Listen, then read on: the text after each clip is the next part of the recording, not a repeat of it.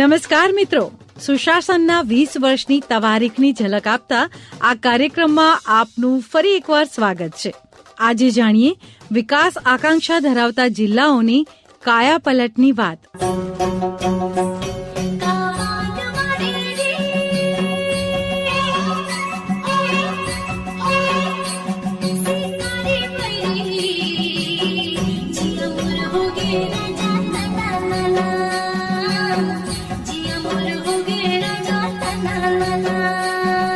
છત્તીસગઢના બસ્તરના યુવાન હૈયાઓનો આ થનગનતો અવાજ દર્શાવી રહ્યો છે કે ભારતની તસવીર જ નહીં બલકે તકદીર પણ બદલાઈ રહી છે. હવે સમગ્ર દેશના અંતરિયાળ ગામો અને પહાડી જીવનમાં પણ એક એકથી ચડિયાતી સાફલ્ય ગાથાઓ લખાઈ રહી છે.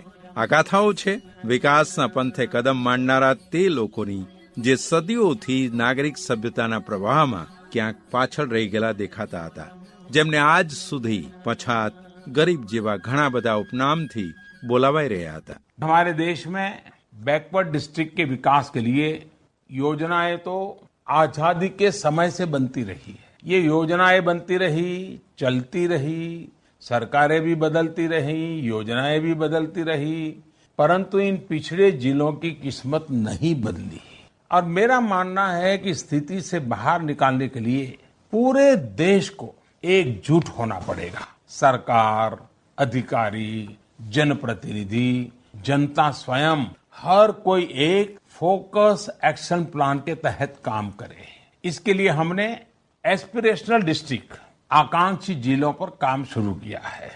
इन जिलों को लेकर बैकवर्ड होने का जो माइंडसेट बना हुआ था, सबसे पहले हमने उसको तोड़ने का काम किया है. मेरा मानना है अगर किसी जिले पर पिछड़े होने का ठप्पा लग जाएगा तो उसे आगे बढ़ने में अनेक दिक्कतें आती है. और इसलिए हमने इन जिलों को आकांक्षी जिले, एस्पिरेशनल डिस्ट्रिक्ट या आकांक्षी जिले का नाम दिया है. પ્રધાનમંત્રીની આ જાહેરાત નવા યુગનો લલકાર છે. આગળ વધવાનું આહવાન છે. કદમથી કદમ મેળવી સાથે ચાલવાનું આહવાન. ના કોઈ ભેદભાવ કે ના કોઈ અસમાનતા. એટલે જ તો અતુલ્ય અને અખંડ ભારતના અદભુત તાણાવાણામાં સૌનો સાથ, સૌનો વિકાસનું સપનું આકાંક્ષી જિલ્લા કાર્યક્રમ દ્વારા સાકાર થવાનું લક્ષ્ય સિદ્ધ થતું જોવા મળી રહ્યું છે. अब हमारी सरकार डेवलपमेंट के हर पैरामीटर पर, गवर्नेंस के हर पैरामीटर पर अब पूरा फोकस करके हम इन जिलों में काम कर रहे हैं. चाहे वो कुपोषण हो, माता और शिशु मृत्यु दर हो, बैंकिंग सुविधा हो, बीमा सुरक्षा हो, बिजली कनेक्शन हो, शिक्षा व्यवस्था हो, स्वास्थ्य से जुड़ी सुविधाएं हो, हम तमाम पैरामीटर्स पर लगातार रियल टाइम मॉनिटरिंग कर रहे हैं. सैकड़ों अफसरों को विशेष तौर पर इन एस्पिरेशनल डिस्ट्रिक्ट के विकास के लिए लगाया गया है. सैकड़ों अफसर इन दिनों लगातार महीने में 2 बार 3 बार उन दूर दराज के डिस्ट्रिक्ट में जाकर के बैठते हैं. 2-2, 3-3 दिन वहां रहते हैं. उस टीम के साथ बैठ करके रणनीति बना करके इम्प्लीमेंट कर करके चीजों को बदलने के लिए खुद कोशिश कर रहे हैं. हिंदुस्तान के दूर दराज के इलाकों में 2-2 दिन ट्रैवलिंग करना पड़ता है. जा रहे हैं. ये बेटर टुमारो की तो गारंटी है. भारत के ओवरऑल डेवलपमेंट पैरामीटर्स को सुधारने के लिए सबसे बड़ा पुश इन्हीं एस्पिरेशनल डिस्ट्रिक्ट से मिलने वाला है.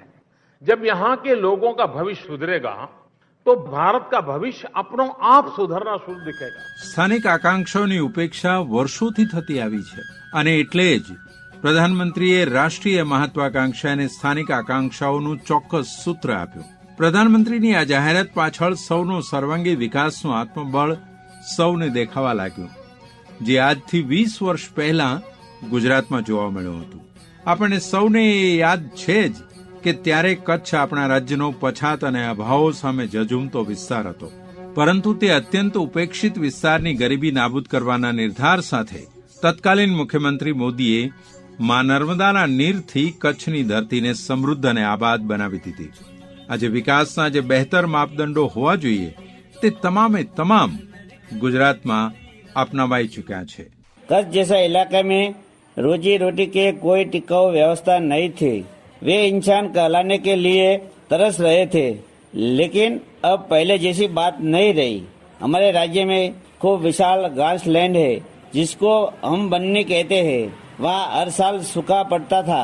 नरेंद्र भाई दामोदर दास मोदी जी के चलते अब वहाँ के गांव-गांव में पानी का इंतजाम है।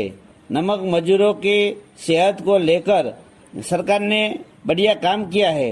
सरकार ने उन नमक किसानों को सोलर यूनिट दे दिया। अब डीजल का पैसा बचता है। कसके नमक मजदूरों की ओर से मोदी जी को धन्यवाद देते हैं। આપણા રાજ્યમાં નરેન્દ્ર મોદીના શાસનના સમયમાં લોકશાહીને નવું ગૌરવ મળ્યું છે અને સરકાર માટે લોકોના મનમાં નવો વિશ્વાસ પ્રગટ્યો છે। ગુજરાત દેશનું પહેલું એવું રાજ્ય બન્યું છે જ્યાં મુખ્યમંત્રી નરેન્દ્ર મોદીના વખતથી દર વર્ષે એક અલગ જિલ્લામાં સ્વતંત્રતા દિવસ ઉજવવાનું શરૂ કરાયું છે, કેમ કે તેમનું માનવું છે કે સરકાર જનતા સુધી પહોંચે અને જનતા તથા સરકાર વચ્ચે ઓછામાં ઓછું અંતર હોય। આજે પૂરા દેશની સમૃદ્ધ સ્થિતિ, દેશનું મૂળભૂત માળખું, લોકોની જીવન પ્રત્યેની આશા અપેક્ષા, નાગરિકોનું પોષણ, તેમને શિક્ષણની તકો, ખેતીવાડી અને પીવાના પાણી જેવી બાબતોની ચિંતા કરનારા દેશના શિલ્પીઓ માટે કચ્છ એક નવી પ્રેરણા બની ગયું છે। એવા લોકો માટે કે જે એક શ્રેષ્ઠ ભારતનું સપનું સાકાર કરવા મથી રહ્યા છે। और ये पहली बार है कि हमने एक इनका बेस लेवल बनाया 49 इंडिकेटर्स में। 49 इंडिकेटर्स लिए जो कि health, education, agriculture, skill development और इंफ्रास्ट्रक्चर के क्षेत्र में थे।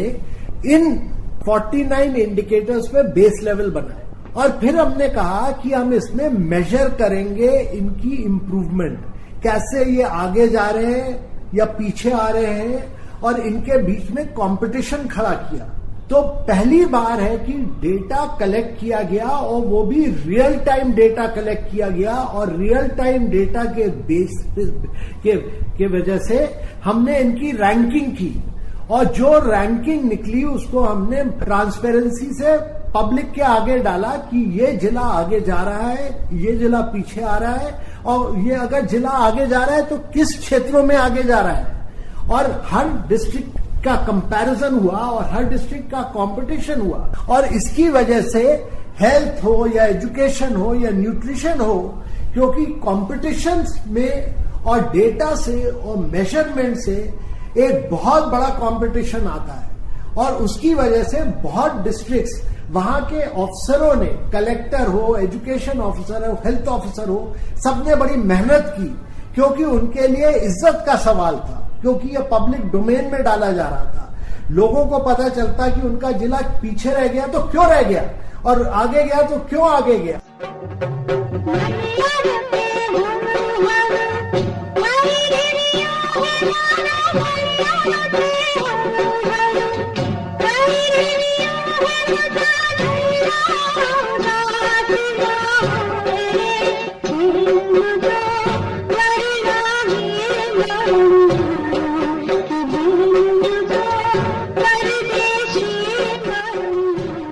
સદીઓથી પછાત કહેવાતા વિસ્તારો હવે પ્રધાનમંત્રીની સંકલ્પનાઓને અનુરૂપ આકાંક્ષી જિલ્લા કહેવાઈ રહ્યા છે, જ્યાં લોકતંત્રને સફળ સાબિત કરવામાં આવી રહ્યું છે। हमारे लिए पहले सरकारी सुविधाओं को लेकर कोई कुछ भी नहीं बताता था, लेकिन अब गांव-गांव में सरकारी ऑफिसर लोग आते हैं।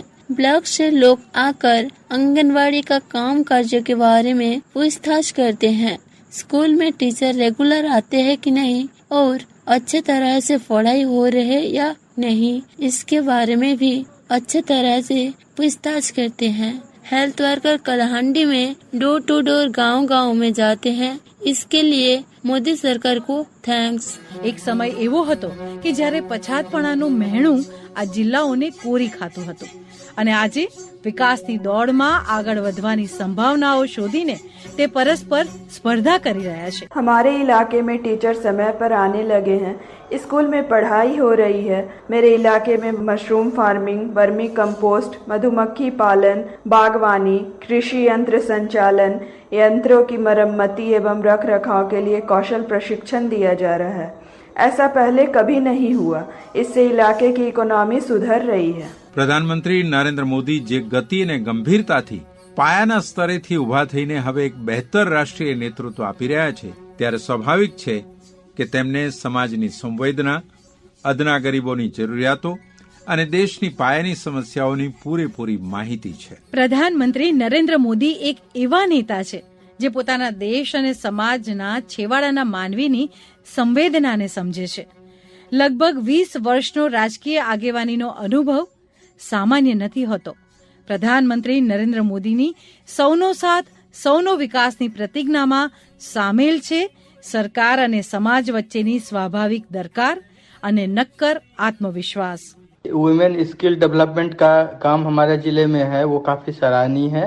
और खास करके जंगल और पहाड़ों में जो महिलाएं पहले मजदूरी करती थी, उनका काम बहुत ज्यादा था, तकलीफें भी थी और इसके साथ साथ असुरक्षित भी थी। लेकिन इन महिलाओं ने अस्थायी आजीविका के अवसर पैदा किए, या यहाँ पर जो जेंडर बेस्ड वायलेंस हुआ करता था, तो स्थिति में काफी सुधार हुआ है, खास करके स्किल डेवलपमेंट को लेके. ગયા જૂન માસમાં જ આવેલા રાષ્ટ્રસંઘના યુએનડીપીના અહેવાલમાં ભારતના આ આકાંક્ષી જિલ્લા વિકાસ કાર્યક્રમના અમલને એક સફળ નમૂનો કહીને મોદી સરકારની ભરપૂર પ્રશંસા કરવામાં આવી છે. આ અહેવાલમાં પ્રાદેશિક વિકાસ માટે ભારતના આ મોડેલને બહુ ચોક્કસ અને પ્રાસંગિક ગણાવવામાં આવ્યું છે. અહેવાલમાં ભલામણ કરાઈ છે કે જ્યાં ટકાઉ વિકાસ જરૂરી છે તેવા અન્ય કેટલાય દેશોમાં પણ તેને સર્વોત્તમ ઉપાયના રૂપમાં अपनावो જોઈએ.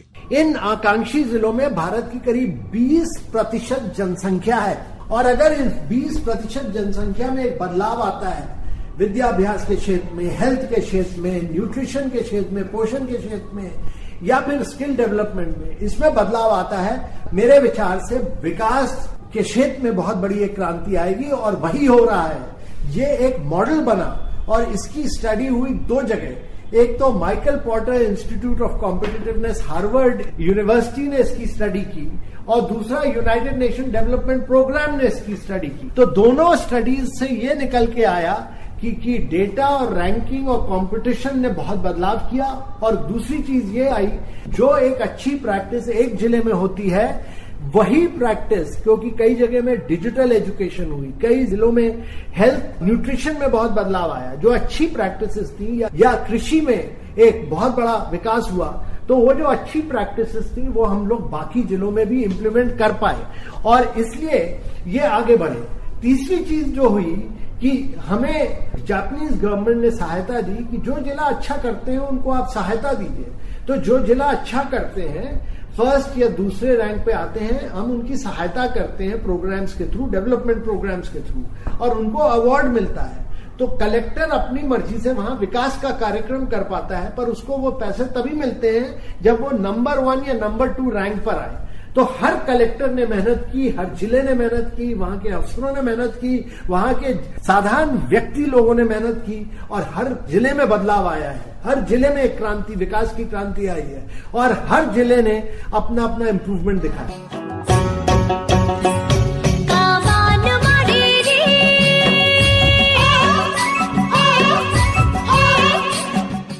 જીવન આશાઓ અને પ્રયાસોથી જ સુધરે છે અને ઓજસ્વી બને છે.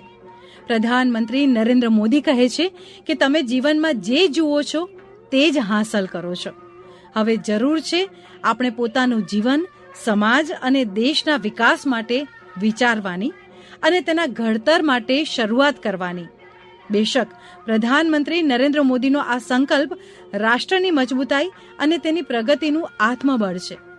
આપણને વિશ્વાસ છે કે આ આત્મબળના જોરે આવનારા થોડા જ વર્ષોમાં આ જિલ્લા વિકાસની દોડમાં સૌથી આગળ અને અનોખા સ્થાને હશે. તો આજની વાત અહીં સુધી. આવતીકાલે આ જ સમયે આ જ કેન્દ્ર પર ફરી મળીશું. નમસ્કાર.